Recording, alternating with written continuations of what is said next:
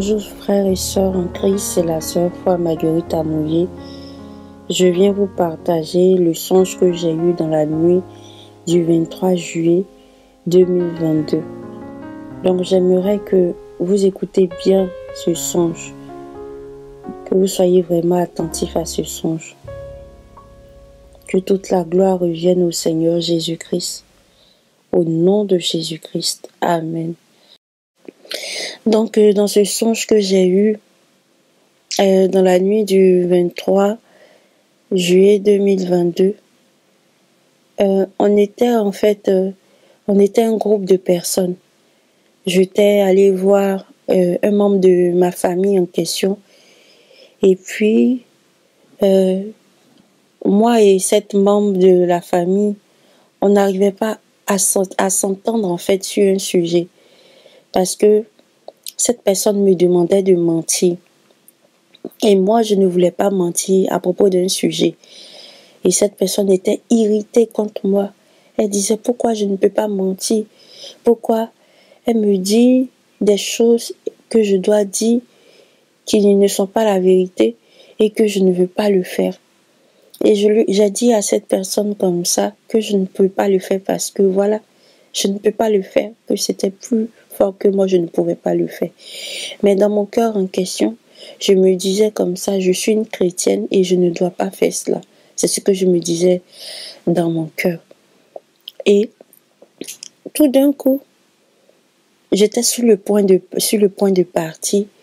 Et puis, je me suis retrouvée dans un ascenseur. Et dans cet ascenseur-là, il y avait en question cette membre de ma famille qui voulait que je mente. Elle était aussi avec moi. Et il y avait d'autres personnes. On était au nombre de 100 personnes par là. Autour, quand je vois.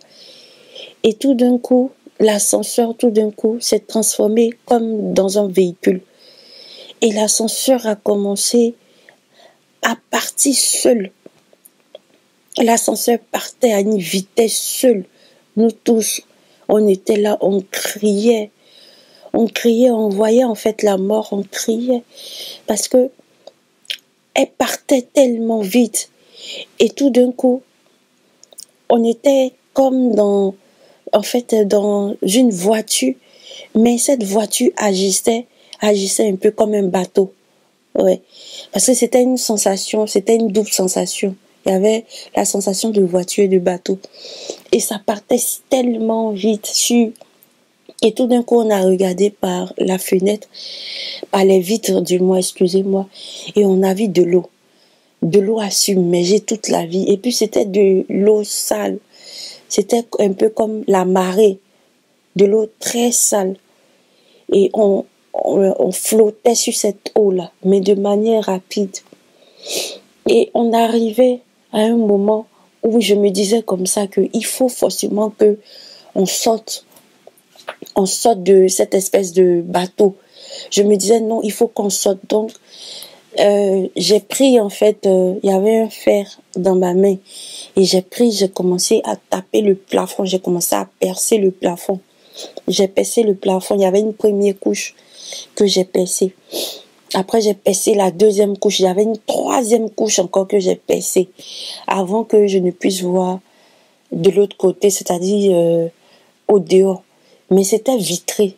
Malgré que j'avais percé, c'était bourré de couches sous forme de chiffon. Et il y avait 3 niveaux. Et quand j'ai percé, j'ai vu le dehors. Le dehors, j'ai vu le ciel. Mais ce qui nous attirait le plus, c'est que pendant que nous, on était dans le bateau et qu'on était le bateau était en train de partir seul, il y avait des gens qui étaient là, qui étaient autour. Il y avait l'eau qui arrivait et il y avait une place, il y avait un peu de terre sèche où les gens s'étaient réfugiés. Les gens étaient juste là et les gens nous regardaient partir. Nous, on avait peur. Nous, on se disait que non, que c'est nous qui étions en danger, mais c'était faux. Nous, on était en sécurité. On regardait par la fenêtre et tout d'un coup, la parente qui était avec moi, qui m'a dit de mentir, avec une autre femme. Il y avait une femme dans le bateau. C'était une femme qui avait l'aspect dépigmenté. Elle s'était dépigmentée tellement que sa peau était comme flasque, sa peau était brûlée et elle avait une tache sur son visage, une tache de brûlure de produits cosmétiques. C'était gros comme ça sur son visage. Et donc, nous, pendant qu'on regardait dans la vitre, en fait, il y avait une dame qui était couchée, qui était assise. Elle était en train de vendre des petites galettes sur la route. Et donc, les autres personnes qui étaient là, qui s'étaient réfugiées à la terre ferme, ont dit à la dame, mais quitte là, tu vois pas l'eau qui arrivait. L'eau arrivait comme une marée, et c'était noir. Et quand il y avait des jeunes qui lui disaient, madame, lève-toi, si tu te lèves pas, tu vas mourir, lève-toi. Et puis, ils voulaient la pousser, ils voulaient la tirer de force. Elle n'a pas voulu quitter. Elle était entêtée, elle n'a pas voulu quitter. Et tout d'un coup, la parente qui était avec moi, et puis la dame qui avait fait produit, c'est-à-dire qui s'était décapé la peau, dont je vous ai dit. Tout d'un coup, elles ont sauté. Je ne sais pas comment c'est arrivé, mais elles ont sauté et puis elles se sont retrouvées dehors. Et quand elles se sont retrouvées dehors, la dame dépigmentée, elle est partie et elle a voulu tirer la dame qui s'entêtait à rester sur le chemin malgré les avertissements qu'on lui donnait, malgré ce qu'on lui disait. On dit quitte là, elle voulait pas. Donc la dame dépigmentée est venue, elle essayait de la tirer pour ne pas qu'elle puisse mourir. Et tout d'un coup, la foudre, le tonnerre, je dis un tonnerre tellement terrible, a grondé dans le ciel. Quand ça a grondé dans le ciel, c'est descendu sous forme de foudre sur la terre. Quand c'est descendu sous forme de foudre, ça venait en fait, ça venait tuer la femme qui désobéissait de quitter la place. Ça venait la tuer et puis c'est comme si ça changeait de direction. La foudre en question qui venait de tomber sur elle a changé de direction et s'est tombée sur la femme qui s'est décapé la peau. Et tout de suite, la femme qui s'est décapé la peau, elle est tombée raide morte. Elle était morte. Donc, dès qu'elle est morte, nous tous, on était là, on regardait la scène. Dès qu'elle est morte, les 3 minutes qui ont suivi, en même temps, nous qui étions dans ce bateau, on l'a vu. On a vu la dame. La dame, son corps était couché à côté. Et puis elle-même, elle était levée. Et puis elle était en train de crier comme ça à tout le monde. Elle criait comme ça sur la dame qui, à cause d'elle, elle est morte. Elle criait comme ça. À cause de toi, je suis morte. À cause de toi, je suis morte. À cause de toi, je suis morte. Et je suis morte à cause de toi. Et tout d'un coup, nous, on a vu son aspect. La dame décédée. Dès qu'elle est décédée, son aspect, c'est-à-dire son âme était propre. C'est-à-dire, elle n'avait plus cette peau décapée, cette peau flasque qu'on avait vu brûler. Elle n'avait plus ça. Elle était, dans les minutes qui ont suivi, elle était tout propre. Son âme était propre. C'est-à-dire, sa peau était redevenue normale. Elle était propre. Moi-même, j'ai été émerveillée. Nous tous, dans le bateau, on était émerveillés de voir la femme comme ça, si propre, si rajeunie. Et tout d'un coup, en même temps, les minutes qui ont suivi, la femme, elle a noirci, son âme a noirci tout d'un coup. Son âme a noirci et la tache qui était sur elle quand elle s'est décapée, c'est venu se coller à son visage et c'était affreux. Tout son corps était noir. Et elle était en train de marcher. Elle marchait. Et c'est comme si les ténèbres venaient la chercher. Et personne, ceux qui étaient à terre, personne n'a vu cela. C'est nous qui étions dans le bateau qui avons vu cela. J'étais choquée. J'étais sous le choc. Et je me suis rassis. Et c'est là que je me suis rendu compte que, en fait, nous, on était en sécurité dans le bateau où on était. Le bateau où on était, qui filait, qui était à grande vitesse, tout d'un coup a commencé à se redresser, a commencé à être, à naviguer de manière normale, seul, sans que quelqu'un soit au volant, seul. Ça naviguait sur la marée, seul. Et tout d'un coup, je voulais crier, je disais, disons merci au Seigneur, acclamons le Seigneur, disons merci au Seigneur, parce que sur le champ, je me suis rendu compte que c'est nous qui étions sauvés. C'est nous le reste que le Seigneur avait mis dans le bateau. Et ceux qui étaient restés par terre, et ceux qui ont eu le malheur de sauter hors du bateau, ils étaient en danger. Et tout d'un coup, quand je voulais remercier le Seigneur, j'ai dit acclamez pour le Seigneur est bon. Et tout d'un coup, j'ai vu un pasteur. Il avait la Bible en main. Il était en train de monter les marches. Toujours le bateau partait seul. Il était en train de monter les marches et la Bible. Et puis, il s'apprêtait à ce qu'on glorifie le Seigneur. Et puis, je me suis réveillée. Quand je me suis réveillée, l'explication que j'ai reçue après du Saint-Esprit, c'est que, frères et sœurs, la voie que nous, on a suivie, par moment, on s'est dit, bon, on a suivi Dieu. Et par moment, il y a un certain doute qui vient se mettre dans notre tête. Ou par moment, les difficultés de la vie font que on se dit, est-ce que je suis dans le bon chemin? Ou par moment, tout semble perdu devant nous. C'est-à-dire, on ne sait plus à quel niveau on est. On ne sait plus à quoi se fier. Mais sachez qu'on a choisi la bonne part. On a choisi la bonne part. Et ce rêve aussi signifie aussi que beaucoup de ceux qui sont avec nous au dernier moment vont nous quitter. Comme si c'était des livrets en fait parmi nous. Ils vont nous quitter, ils vont rejoindre le monde. Parce que la terre que je voyais avec la marée, c'était le monde qui s'apprêtait à recevoir le jugement de Dieu. Et nous qui étions dans le bateau, c'était nous qui avons gardé la parole de Dieu en nous, qui avons gardé véritablement la parole de Dieu dans notre cœur, qui avons marché avec Dieu. Et aussi,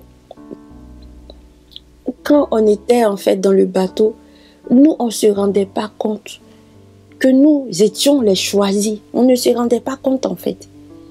On ne se rendait pas compte. Et c'est comme ça, les choisis de Dieu, ils ne vont pas se rendre compte qu'ils sont choisis de Dieu. Ils ne se rendront pas compte.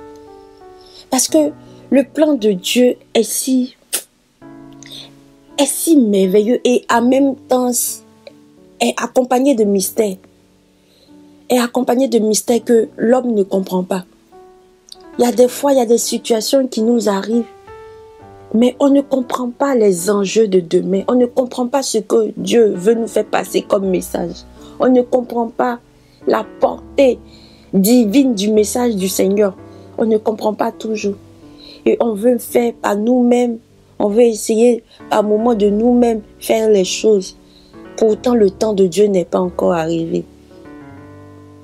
Et c'est l'exemple quand je me suis levée et que j'essayais de moi-même de pouvoir percer le plafond. Et il y avait 3 niveaux. Et tout ça, ça représente le Seigneur. Ça représente les plans du Seigneur. Ça représente les plans du Seigneur. Mais c'est après que je me suis rendu compte. Je me suis rendu compte que, en fait, c'était nous qui étions dans la sécurité.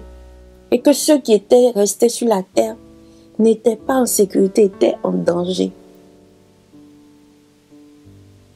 Nous devons vraiment affermir notre marche avec le Seigneur. Nous ne devons pas regarder le monde, la façon de faire du monde. Par moments, on peut se moquer de toi.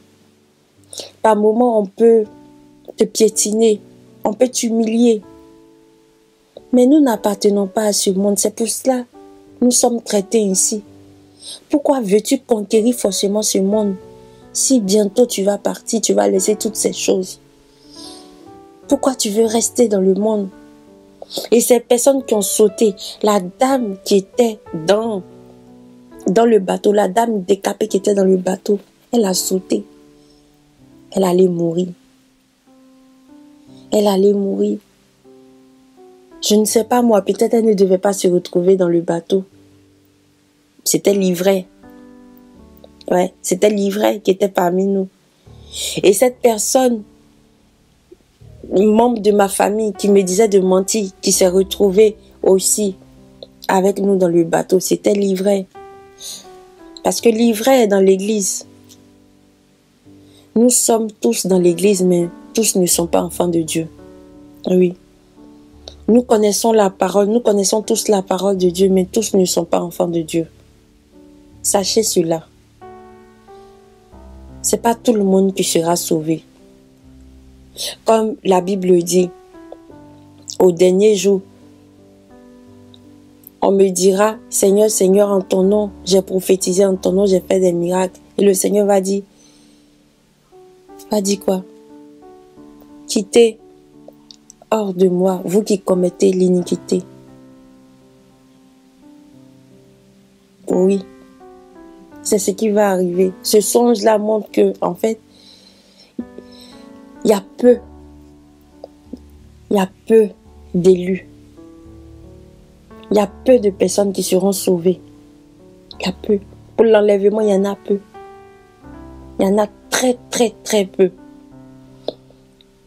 Et ceux même, par moment, le Seigneur veut les sauver. Eux-mêmes, ils ne veulent pas être sauvés. Malgré qu'ils vont entendre la parole de Dieu, malgré qu'on va leur parler, ils ne vont pas vouloir entendre, ils ne vont pas vouloir comprendre la parole de Dieu, tout comme cette dame. Et c'est la grâce de Dieu. Cette dame, le Seigneur lui a donné une chance. La foudre qui est descendue, au lieu que ça puisse la tuer, elle qui désobéissait à Dieu, ça a tué la dame qui a sauté du bateau pour rester dans le monde. Ça l'a tuée sur le champ. La désobéissance, le salaire de la désobéissance, c'est la mort. Ce rêve a beaucoup de choses à nous apprendre. Ce songe a beaucoup de choses à nous apprendre. Et le Seigneur m'a montré comment ça se passe. La vie après la mort. Ça fait 2 fois qu'il me montre cela.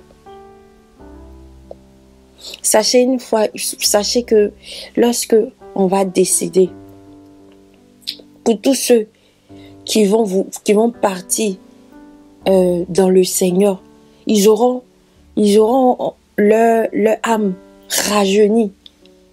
Leur âme sera rajeunie, c'est-à-dire tous les défauts de leur corps ne seront pas sur leur âme. Et c'est ce que le Seigneur m'a montré par cette dame. C'est ce que le Seigneur m'a montré par cette dame.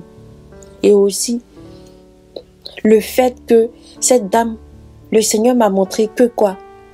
Que sa peau qui était décapée.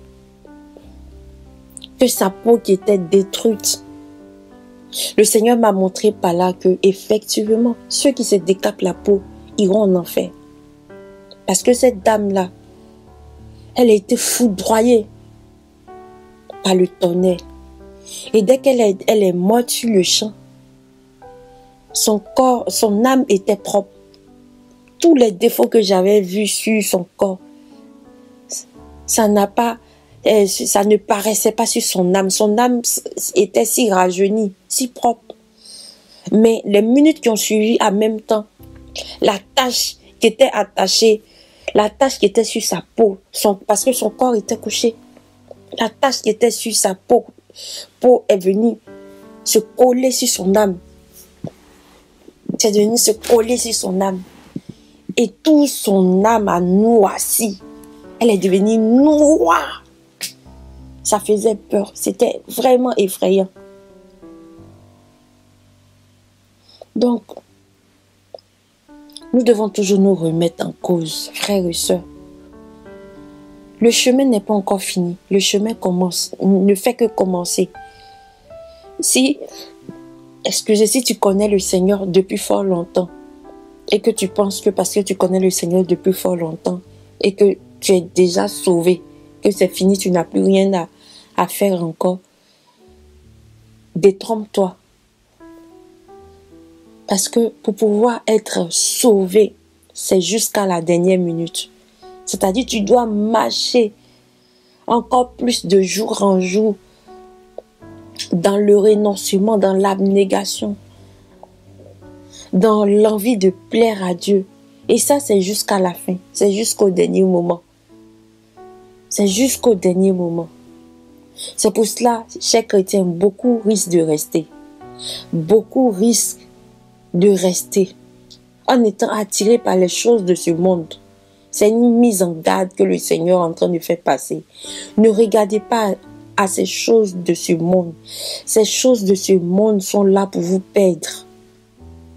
Nous vivons dans le monde, mais nous n'appartenons pas au monde. Ne faisons pas comme le monde. Ne réfléchissons pas comme les gens du monde.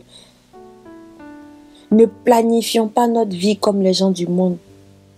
Soyons des enfants de Dieu, des lumières, des sels de la terre. Soyons un modèle par notre témoignage. Là où on est, il faut qu'on sache que tel frère ou telle soeur, elle, son affaire de Jésus. Son affaire de Jésus. Tu ne peux pas toucher à Jésus. Tu ne peux pas parler de Jésus, de mal de Jésus, ou tu ne peux pas remettre en cause le sacrifice ultime de Jésus. Tu ne peux pas remettre en cause toutes les paroles que Jésus a dites. Parce que ces paroles-là font de nous des chrétiens. Ces paroles-là doivent être gardées précieusement dans notre cœur. Je glorifie le nom du Seigneur Jésus-Christ. Parce que c'est lui qui a permis que je puisse avoir cette vision pour pouvoir vous le transmettre. N'ayez pas peur de cette vision. N'ayez pas peur. C'est l'œuvre du Seigneur. Quand le Seigneur veut révéler, il révèle en profondeur. Maintenant, nous, en tant que chrétiens, nous ne devons pas avoir peur. Au contraire, nous devons rendre grâce à Dieu pour son message. Pour tous ceux qui ne croient pas en ce message, allez dans la présence de Dieu, recherchez sa face, demandez-lui si réellement ce songe vient de lui. Chers frères et sœurs, repentons-nous, revenons à Dieu et marchons toujours avec foi, avec abnégation, avec persévérance, avec amour, avec le Seigneur Jésus-Christ. Amen. Donc je vais faire la prière de la fin. Seigneur Dieu, merci pour tout ce que tu as dit. Merci pour la vision que tu as montrée, Seigneur Dieu, à ta servante que je suis. Mais Seigneur, moi, je ne suis juste qu'un canal. Oui, qu'un canal, Seigneur, par qui tu passes pour informer tes enfants. Moi, je ne suis rien. Je m'efface et c'est toi qui prends toute la gloire. C'est toi, Seigneur, qui as toute la gloire. C'est toi, Seigneur Jésus-Christ, qui prend toute la place au travers de ce message. Que toi-même, tu viennes convaincre. Que toi-même, tu viennes, Seigneur Dieu, te manifester puissamment dans ce message au nom de Jésus-Christ. Au nom de Jésus-Christ. Dans le nom de Jésus-Christ. Glorifie-toi, Seigneur Dieu, au travers de ce message. Toute la gloire te revienne. Merci, touche les cœurs. Au nom de Jésus-Christ, convainc, Seigneur, les cœurs. Et manifeste, Seigneur Dieu, le Saint-Esprit dans ce message. Que le Saint-Esprit se manifeste ta gloire, manifeste ta présence, manifeste, Seigneur Jésus-Christ, ton autorité, ta puissance, Seigneur. Parle au cœur de tes enfants. Instruis-les, Seigneur, parle au cœur de tes enfants. Que tu puisses leur donner des prescriptions personnalisées à chacun d'eux au nom de Jésus-Christ. Car en cette fin, Seigneur Dieu, tu parles et tu te révèles à tes enfants qui sont disposés. Toute la gloire te revienne, Seigneur Jésus-Christ. Merci au nom de Jésus-Christ. Amen, amen. Soyez tous bénis dans le nom puissant de Jésus-Christ. J'espère que ce message va vous fortifier, va vous garder toujours dans la présence de Dieu et va vous faire de plus en plus aimer le Seigneur Jésus-Christ. Au nom de Jésus-Christ. Amen.